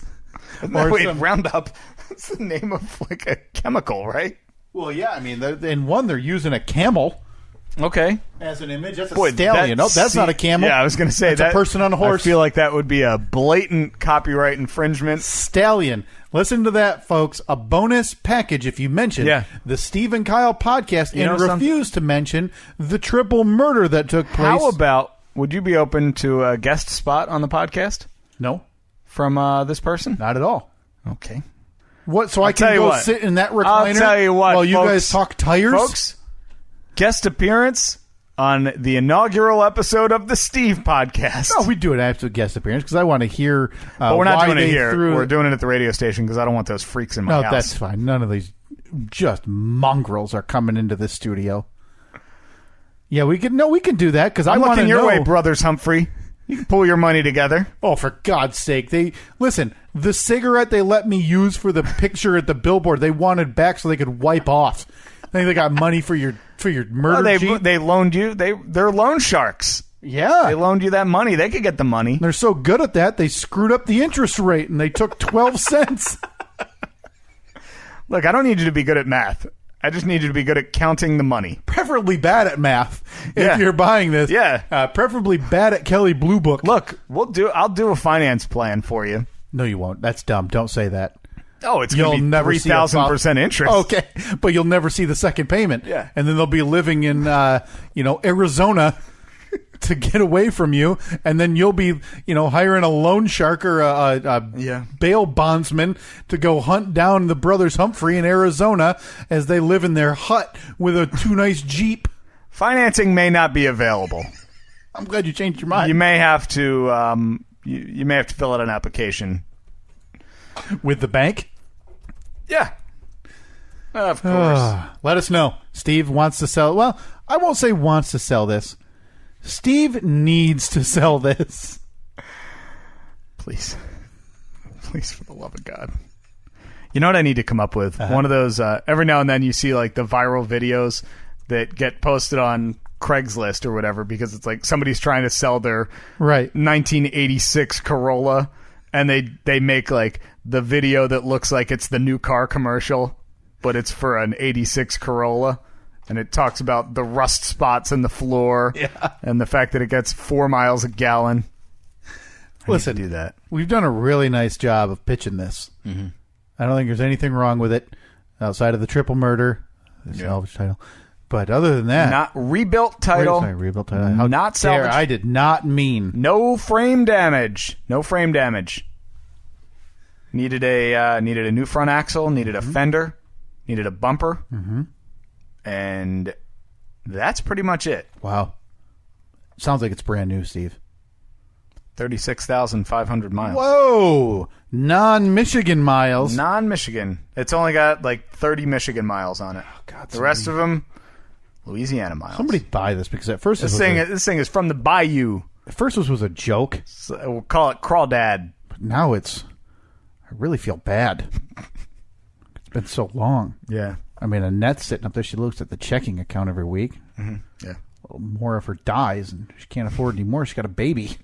I mean, she needs Look, send my child to daycare with the purchase of this vehicle. If you buy the Jeep, Steve personally guarantees you'll be the first to know the baby's name.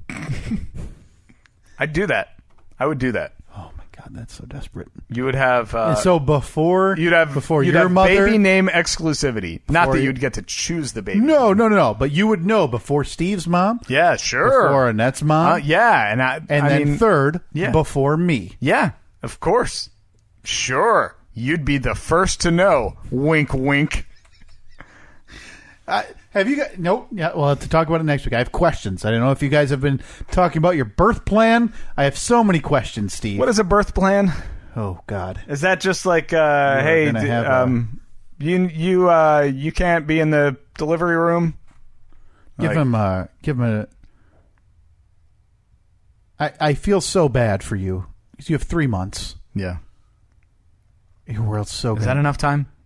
Oh, come up with a birth plan? God's sake. Is that just like hey, what do you think? Should the doctor be on the left or the right? No, there's questions. There's questions about how you want to handle pain. Okay. Questions about where you want to do it. Methods. I was thinking the hospital. Methods of labor. Well, hey, you'd be surprised. Yeah. Methods of, how you want to handle the labor, when you're going to go in. If you want a doula or a midwife with you. Or I don't think we're doing doula. Just saying. There's a lot of questions, Steve. Actually, I think maybe if you do me a favor, a little homework this week. Okay. You and Annette, start talking birth plan. I'll send you a birth plan. Do you want to have her on? Do you want to have her on next week? I think so. I think we should iron this out on the podcast. Next week, stay tuned. Annette live as we discuss the plan for her giving birth. I think that you should come up with a list of 10 questions. Like legit birth plan questions that maybe you guys haven't thought of. And then maybe ask me, and then I'll leave the room. Annette will come in, and you can ask her, and then you can grade us. I'm on it. Plan on it next week. You want to set the reminder in your phone that I do this? Yeah, it'll be right next to the reminder that I have in my phone. Hold on, I need to pull it up so I can get the wording exact. You got to remind. That's weird. Why would you have that? I have a reminder in my phone to This is for September 30th, 2019 at 9 a.m. Come up with a ghost story to tell Kyle, because I'm not going to remember. Do you have any idea what that's about? That must have been around the time, obviously September 30th last year, we were recording, and I think I was probably telling you how I wanted to go see the new Halloween movie, but Reed was due born. That's the only thing I can think of. Boy, well, Nikki, get on it. Let us know why that reminder's in Steve's phone. Yeah, if you can give us a couple sentence recap of exactly what that means, maybe some context. So you're saying this without checking with Annette, that I can ask you guys each the same 10 birth plan questions next week on this podcast to see what you guys think. That's probably not a great idea. I'm going to send her a text. Will you be a guest on the podcast next week? Way too vague. Kyle will ask each of us a series of baby questions. Birth plan questions. Grade our responses. I don't know if I want. I don't want part of that. I don't want to be grading responses. Well, no, you just have to say.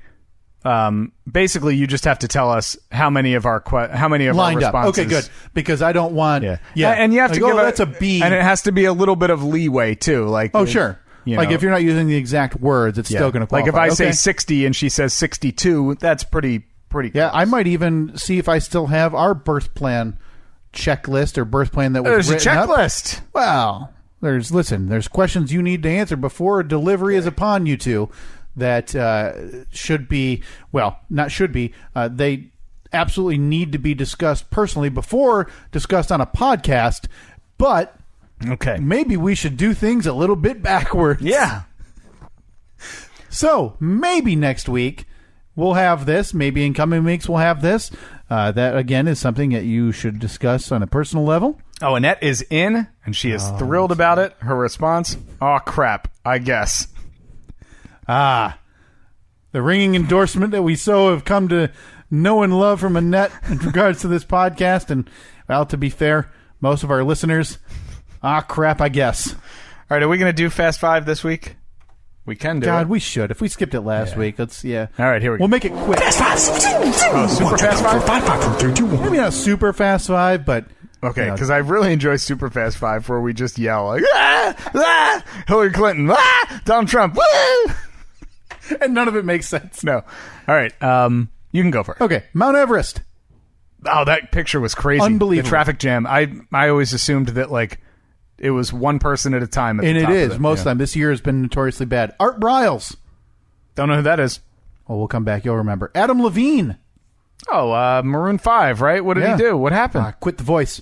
Oh, Bad Blood. That's big news. Bad Blood. That was him and Blake Shelton. Gwen Stefani and Blake Shelton, right? Yeah, well, the initial was Adam Levine, Blake Shelton, CeeLo Green was one of the first judges. Yeah. I forget who the last judge was. I never watched it. But yeah, he quit this week. Never watched it. Aaron Rodgers. Did you see that this week? Oh, on his comments on Game of Thrones? No. After that. You didn't see that video of him this week at the Milwaukee Bucks game? I remember catching some heat, Steve. I remember looking up at the TV screen during the radio show during the week and seeing him at a basketball game, but I didn't. It was on mute, so I didn't hear it. A lot of egg on Aaron Rodgers' face this week, Steve. Not a man. What he Not a manly man. Did you see his? Did you see that video? His response to Game of Thrones. Yeah. I thought that was very funny. The most forthcoming he's been about anything ever. He's the most. Yeah, exactly. Yeah. He's obviously a super fan of the show. After that, and lastly, Theresa May. Oh, she stepped down, right? Yeah. Is stepping down to the joy of many Brits. The Prime Minister. Yeah, and I listen. I don't. So that's ahead of Brexit, then, right? Yeah, I don't even know what Brexit, where it's at right now. Yeah. I know that it's been a nightmare with her trying to figure out a deal for Brexit. Mm-hmm. She's quitting. I think People seem very happy she's leaving. We need an overseas correspondent. Do we have any? We've got to have somebody in England. Well, there's Alan who listens to the side gig in Scotland, and you think he might listen to this? Yeah, I think I would have to. Let's see. Maybe we could get him on. I bet we could. You want to talk Brexit next week? I bet we could talk Brexit with Alan. So we're going to simultaneously have a discussion about Brexit, a very serious political deal. Yeah. And then we're going to follow that up with me interviewing your wife and soon-to-be mother, Annette, about her birth plan. Well, I mean, it can go in any order you want, but yeah. These are thanks for that flexibility. These are the important topics that we're getting to. Yeah, if we can do that next week, or if we need to maybe record that in advance and throw that in, I think that's a smart idea, okay. Steve. I'll email Talk Alan. Brexit with Alan. First of all, explain to him what a podcast is, and that I do one. Yeah. I don't think Alan will be really aware of the fact that we're doing one. No. That's all right, though. I think he'd enjoy it. Alan? Not listening? Get ready. Yeah, we're calling you. Before that... Don't know how. There's a lot of numbers that you have to dial. Oh, yeah. Before that, Aaron Rodgers at a Milwaukee Bucks game, not sitting next to, but in the same arena as David Bakhtiari, one of his offensive linemen. Mm-hmm. And the camera went on them, and David Bakhtiari chugged a beer, and he did it in one of those beer chugging competition-esque styles, which like 3 drinks. It's like, one gulp, and it's gone. Like true manly man. And then the camera flipped back to Aaron Rodgers. Oh, was he like sipping a martini or something? And he did. The first bad sign was he grabbed it from the top of the cup. Oh. And did it that way. Because it was probably in a cup holder or whatever. Oh, no. But it's a bad look. Like, that's not a good start. I mean, I guess right? if you finish it like that, then you're like, all right, let the ends justify the means. But he did it like I would chug a beer because I can't. Where got about halfway, held like one finger up, got like two-thirds of the way through, shook his head, put the beer down. Couldn't do it. That's bad. That's bad. Camera went back to David Makes Bakhtiari. me look bad because we look like each other. Camera went back to David Bakhtiari, chugged another one and 2.5 drinks to make him look bad. I was always pretty efficient at chugging beer. Were you? I always hated it, but I could do it. Yeah, it was just, it's that like, you take that deep breath, push it out, and then you're basically just... do it. And it's something about like being able to open your throat. And I could never do it, and the carbonation gets me. Yeah, and I'm usually good getting them down. But I'm not doing 2 in a row. No, God. The last time I chugged beer, I remember it was at, Jeremy. Yep. Jeremy it was his bachelor party, and we were golfing. And we were out on the golf course, and I remember that was also probably one of the last times I golfed too. And it was fierce, back and forth, like, oh, before you take that shot, chug a beer, crack the beer open, down the hatch. And that was the day that like the ranger came out and like took our drinks away because it was like you could have beer, but you couldn't buy it there. You have to buy it there, and then somebody had a bottle of wild turkey or something. Yeah, that obviously wasn't bought there. Yeah. Yeah. Huh. We should do okay. You think we should do this it? summer? Steve and Kyle beer chug off. I'm going to be so embarrassed. I know I'm not. I think embarrassed we should. I think because we need I'm already telling you I can't do it. I think we need to do a listener meetup, a listener get together here. I've wanted to do here that. in Grand Rapids. Yeah. At one of the many wonderful outdoor establishments here. Mm-hmm. You know, there's one. It's like a German beer garden, which is a really cool place that I've been to once or twice. Listen, I want to do this. I'm only doing it if I can pair it with a live podcast. I'm jaded. I bet we could do that. We need to convince a place to allow us to do a podcast. How many people do you think would show up? 8. Brothers Humphrey, 2 significant others. Wife Humphrey. So it's 3 to 4 there. All right.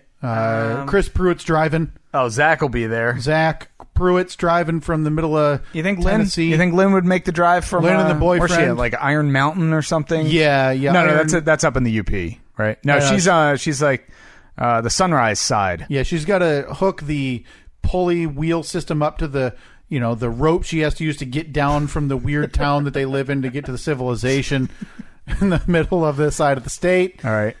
See, I need it to be a room that basically I want it to be like if you go to a restaurant and they have their little private dining room. Yeah. That holds 20 max because I want it to look packed. Yeah, we sell tickets. Yeah.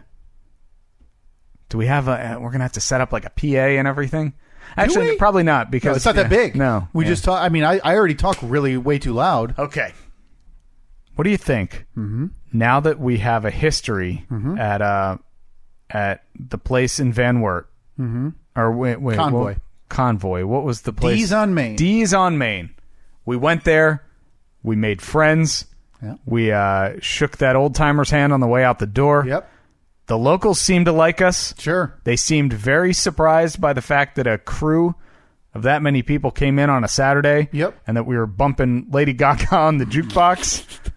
Do you think our sign is still hanging up there? Listen, we got a picture from Pat last week that our sticker is still on the post that our Have we billboard heard anything was. from? I have not gotten a reply. I sent an email 1 week ago. I haven't heard from Joe or Pat. Pat, if you're listening to this, have you heard from senior account executive Joe J. Stan down in Ohio about picking up that billboard? We got a text or something this week from somebody who was in Van Wert on Wednesday and was willing to pick it up and drive it to Grand Rapids because they had to make a shipment. No. I didn't see it soon enough. So, that's unfortunate. If you're still listening, I apologize. I don't remember seeing who that was. Worst Please case let us know scenario, if that happens again. Worst case scenario, we just drive back and pick it up. If it's folded up that small, what do you think that costs to ship?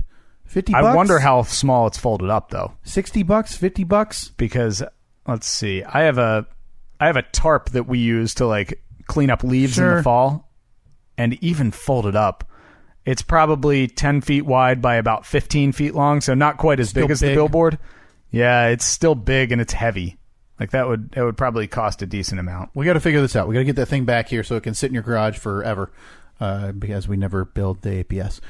Yeah. Before Aaron Rodgers, boy, that took a sidetrack. Adam Levine announced he's quitting The Voice this week. Apparently, there's some news stories out there that he was unhappy. There were some rule changes, and granted, I don't know anything about this. It used to be each coach was guaranteed a singer in the finals.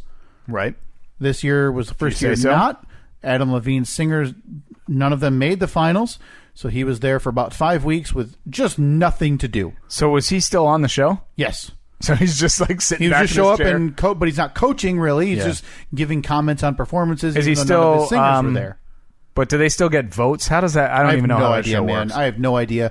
And I guess he was pretty perturbed about that. They wanted to film the Sunday before Mother's Day, and he said he didn't want to be there, threw a fit, was making a scene. They did a performance at the Upfront, which is the big announcement of next season's TV stuff for NBC. And I guess he just stood like a statue. And so the next day, I guess executives were mad. So he decided to quit. Okay. He's done. Adam Levine off The Voice. Seems silly because he's irrelevant without that show. Really? I mean, Maroon 5 was a thing, right? Maroon 5, I'm sure, is still a very successful band. But they pushed them to another level. Yeah, and I'm sure that he can go out on tour with Maroon 5 and they'll do just fine. He doesn't, but, I mean, you're on primetime television on one of the networks. That's going to be bigger than any very good exposure. Any tour that you go on with your band. $26 million salary a year. You made $26 million a year. Gone. Wow, that must be crazy though. That to be at that point where you can be like, no thanks. Nah, yeah. I'm not going to do this anymore for $26,000. I don't need it. Yep. Before that, Art Briles. You didn't recognize that. It's been a few years, Steve. He was the head coach of the Baylor football team when they had the massive sexual assault scandal and cover-up. Yeah, I remember that. And he did nothing to report any of this and was part of a cover-up. Summarily fired. Tried to get a job in the CFL 2 years later. The team released a press release and was just met with insane reaction, negative reaction. So had they hired him and then... Nope. Well, they'd announced it. I don't believe it was official, so they said, yeah, okay, we're not going to do that then. He'd been coaching in Greece or Italy since last year until Friday night, 6 p.m., a high school with the population of about 450 kids released a press release saying that they had hired Art Briles as their football coach. Wow. The Friday night before Memorial Day weekend. Oh, boy. 70 minutes before the kids were graduating. He is now hired. So that is not surprising that they dropped it. They dropped that news. That's the only way they can get away with it. Yeah. And I don't know if they'll get away with it. I think there's still more backlash that will come down, that they'll end up reversing this. So, yeah, he's back coaching, a leader of men. There you go. Even though he's never shown any remorse or anything for the multiple sexual assaults and cover-ups that happened under him at Baylor. And lastly, Mount Everest, that picture that was released this week. Said over like 200 people were basically standing in line to reach the summit. I believe 11 people have died because of this backlog. You can't be up there that long. No, because you get hazardous for your health. Altitude sickness and obviously frostbite. But they said because it's clear, the weather is clear up there, which is like it just doesn't happen. Yep. That it's that clear. And the picture was incredible. Yeah. You just see a line of people just essentially standing there waiting to get to the top. Now, once you're at the top, how long does it take to come back down? I don't know. 37,000 feet. I don't know how long it takes to descend, but I know that's a lot of people say that's the. Is it 37? I thought it was like 29,000 feet. Oh, maybe I'm wrong. But that is the more dangerous part. People say coming down really? Because you have to readjust your body, sure, if altitude, you come your down, blood connect. Weird. I guess it's kind of like if you're diving, like you get the bends. If you come up too fast, is it like similar to that? Yeah, you're right. 29,029 on feet. So, yeah, the 10th person died yesterday. Jeez. 10th casualty this season on Mount Everest. That's big business there. And a lot of it because of the backlog. Running those tours, they were saying it's like $50,000 if you want to go to the top of Everest. And people saying that there needs to be a better system. There needs to be some registration and time slots that, it's hard to do, but the fact is, a lot of people do that every year, and they can't make it because of the weather anyway. Yeah. So the only difference with the time slot is it's just the luck of the draw that if it works, it works. If not, sorry, you can only get to this portion. But that's the way it happens every year anyway. If I show up, if I'm a climber and I've trained and I know what I'm doing, can I show up and just climb Everest on my own? Do I need to? You'd think so because they can't. There's no way they can legally. Like, I don't have to stop you, because right? They say that it could be $50,000 if you want a Sherpa, and a group. Yeah, the guides to get you up to the top. But do you have? Does that include everything? Like, does that include your camp and all that stuff, or can you just show up and do just it? say, "Hey, I'm gonna head up. See ya." Yeah, boy, it's a mountain, right? You can't, right? Like, you can't just tell people from no. climbing it. Yeah, that's weird. Very strange. Good question. Yeah, that picture was crazy. That's weird. Fast five. 1, 2, 3, 4, 5, 5, 4, 3, 2, 1. All right, first on the list, WWE Money in the Bank. Who cares? Oh, what? WWE is stupid. It's the worst. You got your platform, man. Do it. Done with it. You always get excited. Listen, they're the first legitimate competitor to WWE in years, Steve. Premiered last night on pay-per-view. By all accounts, people seem to really enjoy it. This is the one where Jim Ross went? All Elite Wrestling. It premiered on pay-per-view last night. Yep. Jim Ross, the announcer. And what do 2 weeks before their biggest competitor in years come across? They have the Money in the Bank Challenge, which is notoriously used, Steve, to give a younger wrestler who needs a push into a big moment. They'll give him this briefcase, and he can take that and get a world championship match anytime he wants. So you're thrust into the limelight. They have a really good match. It goes on for probably 20 to 25 minutes. And what happens at the very end? Didn't wrestle the entire match. They bring back Brock Lesnar out of nowhere. Didn't tell any of the one contestant they told. And he got injured because Lesnar pushed him over on a ladder outside of the ring. A big rope mark across his neck. He injured 2 cameramen because he threw ladders at him. Comes in, wins the match to rounds of boos. Rounds of booze, because nobody wants him back anymore because he wrestles 3 times a year and doesn't really wrestle. Stunning. So out of touch. I'm done. I think I'm done. I can't do it anymore. All right, next on the list, Jane and Brunswick. Is that a caller into a radio show? Jane in Brunswick? Jane and Brunswick. Oh. I'm surprised that this isn't top of mind for you. Is that Brunswick is New Jersey, right? No. Where's Brunswick? New York? Brunswick is not a place. Jane and Brunswick are the names of 2 great white sharks. Oh, are these the ones who showed up Long Island Sound? We'll get to that on the turnaround. Oh, yeah, you keep making light. Next, the NBA Finals. They're coming. That's all I'll say is they're coming. Oh, done. Hey, listen, the Milwaukee Bucks had the best chance. That's done. Who's your money? Your money's on the Raptors? The Warriors are going to win. The Warriors might win in 5 games. But what about Kawhi? Yeah, cool. One player.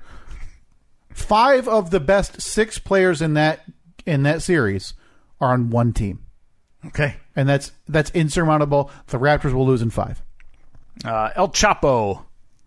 Oh no! What happened with him? He's demanding, through his lawyer, he's trying to get like outdoor exercise because he feels very, very restricted in the current environment. The guy shouldn't leave his cell ever. Yeah, basically they're saying, he has a lack of outdoor activity, and Because he'll have like a military-grade helicopter with a ladder swoop down and catch him by a small hook on his back, and he'll be free again. Federal officials say his demand for outdoor activity may be a part of a plan to escape. Boy. Well, I'm glad they hedged. I wouldn't want him to go all in and accuse the guy who's escaped twice from prison. Yeah, like maximum security prison. That he might escape from prison They dug again. a 1 mile tunnel underground to get to him. It would be like a Mission Impossible heist 2 with him. More about that on the turnaround. And finally, Howard Stern. He's been making the rounds. Yeah, new book, right? He's got that book Howard out. Stern Comes Again. Howard Stern Comes Again. I want to read the book. I never read any. This is second? Second or third. Now, the first one was that Private Parts that the movie was based on. Yeah. But is this part of his career as interesting to you as the early part? You're a radio guy. You appreciate the industry. I do as well. It is. I think it is because the guy has completely rebranded himself in the last 10 years. Because he's not a shock. No, he's not. He's not. He's actually branded himself as like, one of the best interviewers in the world. Right. He's gotten away from having. He's gotten away from. He's gotten away from the TNA. Yeah. It's his show. I think it still pushes the boundaries, but it's a completely different show than he was doing in the 90s. Right. Just not even close to being the same. But he's obviously making the rounds for. Doing all the press for the book. Any big bombs he unloaded? No, it's surprising to hear him. He said one of his biggest regrets is how he treated Robin Williams when he was in studio back in probably the 90s, I think it was. She's still with him, right? No, Robin Williams. Robin Williams, not Robin, his Robin producer. Quiver. You're thinking Robin Quivers, his co-host. He said Robin Williams is there, and he's got all the respect in the world for Robin Williams, but it was during a phase of his career where he was just, if a celebrity came in, like the bigger the celebrity, the more angry he was at them because they were so successful. That's weird, right? Which is crazy because he's Howard Stern. He's the most influential radio person ever, like the most successful. Yeah. Now, do you remember, again, this was the era, I don't know if you were listening to Stern, do you remember that interview? I don't remember it, but he said, like, he's got Robin Williams sitting there, this hugely successful, one very of the world's funny, biggest comedians at the time. Very funny guy, and, like, he's just grilling him about, like, I heard you were having sex with your nanny and stuff like that, and he said that he, a couple of years ago, he's like, man, I want to apologize to Robin Williams, and it was, like, the next day that Williams died. Oh. Yeah.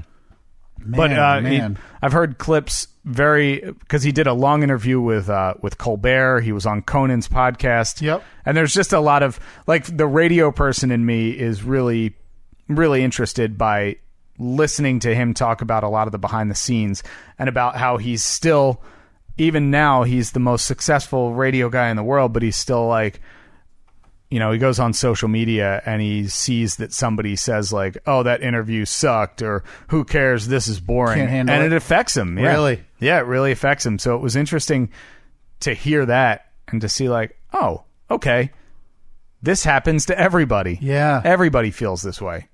Even when you're the most successful person ever. He's got to be on his last contract, right? Didn't he announce that? Something like that? I don't know.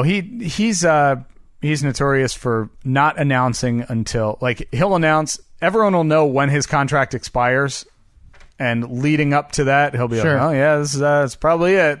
Haven't been able to reach a deal, and then lo and behold, the next day.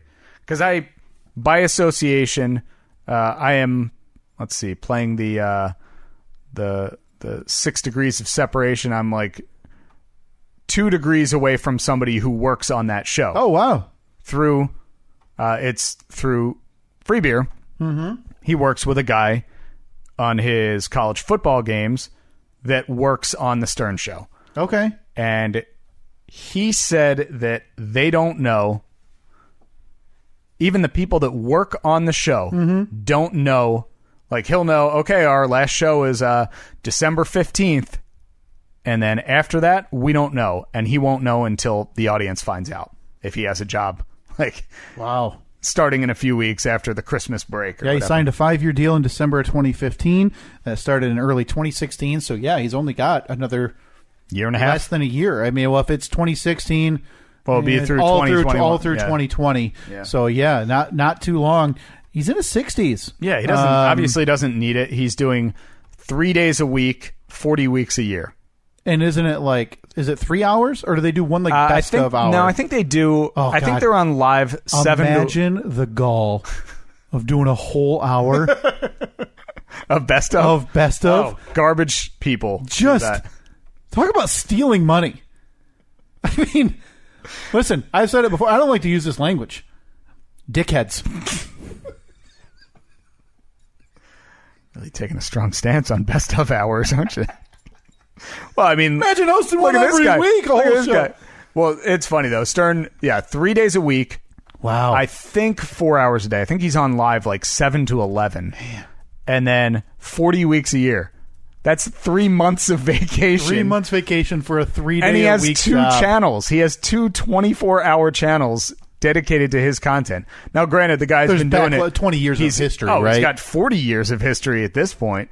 It's but yeah, it's interesting to hear him talk about it because obviously I work in the same industry as him, but I mean, he's on a whole other plane from everybody else who's done what he does. Do you think Stern's like a guy, because this came out last week, and boy, this is a digression, but Dwayne Wade retired. Now, Dwayne Wade had been in the NBA making a lot of money for about 20 years, married to actress Gabrielle Union, and she went on Colbert this week and said that since he's been retired, he just has no idea about the world.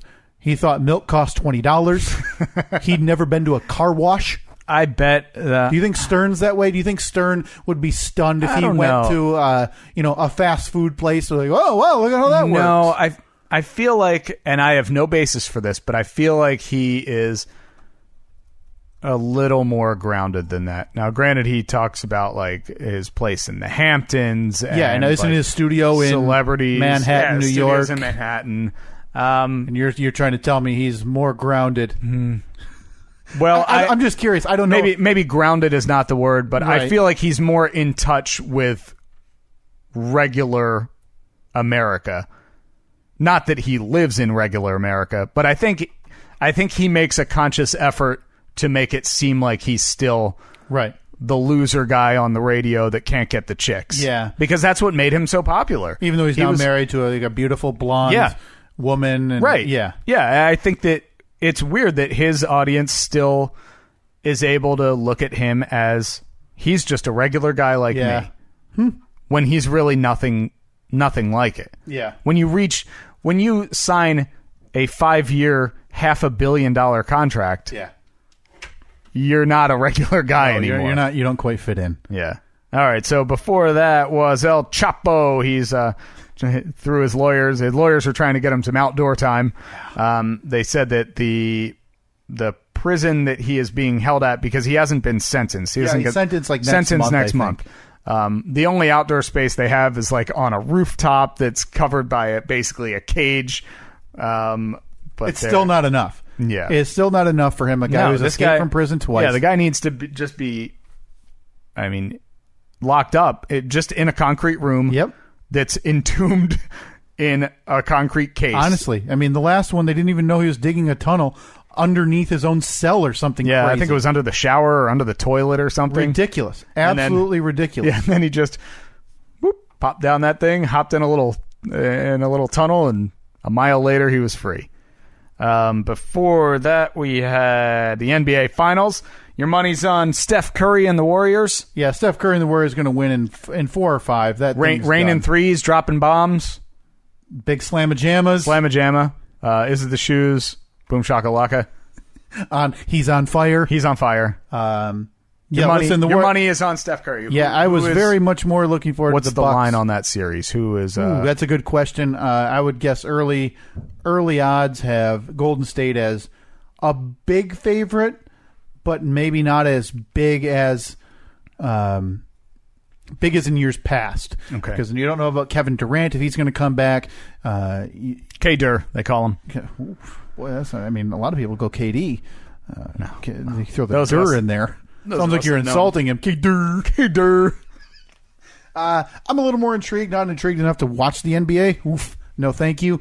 But I will be following it, and if I see a close game or a big comeback or overtime, I'll watch it. But I really think the Warriors roll again. I don't think the Raptors have enough talent. They have more depth, Steve. They have a lot of length. They play good defense, but not good enough defense to stop. Again, Kawhi, if Durant comes back, Kawhi will be probably the second best player in that series behind Durant. But the next 4 are going to be Golden State Warriors. And I don't think when you have one of the 6 best players in a series, you have a chance at winning more than one game. Okay. That's your big prediction? That's the hugest prediction. Hugest of the predictions. And first on my list, am I back to the first one already? No. Number 2 on the list, Jane and Brunswick. Yeah, so I did type in quick on Google there. It sounds like a couple of great white sharks. Quick news bite right here that we can get to. As soon as it'll play. Looks like it's not going to play. It says it's playing, Steve. Yep. Nothing. Yeah. All right. Well, they are 2 great white sharks. They've been spotted off the North Carolina coast. Now, I believe you said Long Island. That may be a different sighting. Yeah. But these 2, what's happening? Jane and Brunswick, in the waters off the Outer Banks. A third one, Jefferson, pinged last month, but there's no word if he's still out there or not. Jane is a sub-adult. Was tagged on October 8th, 2018 in Lunenburg, Nova Scotia. Oh, so they're traveling. They're getting closer. She is 10 feet long and weighs 521 pounds. Brunswick, also a sub-adult, 8 feet 9 inches long, weighs 431 pounds. He was tagged in Hilton Head, South Carolina in February. So he's just hanging out. Yeah. South Carolina, North Carolina. Now, this is a place you vacationed. Outer Banks, yeah. Not too long, a few years ago. A couple years ago. Probably 6 years ago. Oh, has it been that long? Yeah. And you and your stupid, dumb feet would be out there in the water, just, wading away, paddleboarding. I just missed him. Man, you have these dances with death, with sharks. Yeah. I mean, we've done the scatter plot, and they were circling you. I don't know if it was so much a circle as it was to just a series of lines going across a globe. No, man, listen, I can't help it that you're an idiot when it comes to shapes.